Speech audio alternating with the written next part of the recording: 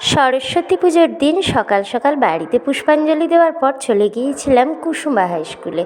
তো দেখো, আমার প্রিয় বান্ধবীর সঙ্গে দেখা হয়ে গিয়েছিল। শিক্ষিকা হিসেবে স্কুল থেকে আমাদের ইনভিটেশন জানিয়েছিল।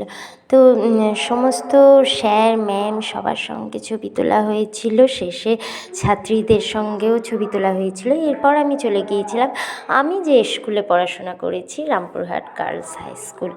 তো ওখানে গিয়ে তো ছোটোবেলার স্মৃতিতে অনেক কিছু মনেই পড়ছিল। আর আমরা ছোটোবেলায় যেমনটা দেখেছি তেমনটাই অনেকটা আছে, পুরনো বিল্ডিংগুলো। তাও স্কুল তো রিমডেলিং হবে, সেই সমস্ত হয়েছে। তো এই করিডোরে এসে আমার তো কি বলবো, ছোটোবেলার সমস্ত কথা এক লহমায় মনে পড়েছে। চোখ বন্ধ করলে বান্ধবীদের সঙ্গে দাঁড়িয়ে থাকা, পড়াশোনা, দিদিমণিদের শাসন বারণ, সঙ্গে আদর, সমস্ত কিছু এক লহমায় মনে পড়ে গেল। সঙ্গে থাকতো আমাদের টিফিনের আনন্দ।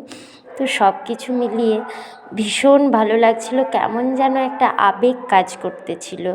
তো এরপরে যাই হোক, ভিডিও করে ঠাকুর দেখে স্কুল থেকে চলে গিয়েছিলাম রামপুরহাট হাই স্কুলে, রামপুরহাট কলেজে, তারপর রামপুরহাট JL বিদ্যাভবনে, এরপর চালধোয়ানি পাড়ায় জীবন্ত সরস্বতী ঠাকুর দেখতে। তারপর আমাদের গ্রামের ঠাকুরগুলো দেখেছিলাম। তো এই ঠাকুরটি হলো আমাদের পাড়ার ঠাকুর। সব শেষে ভীষণ ভালো লেগে।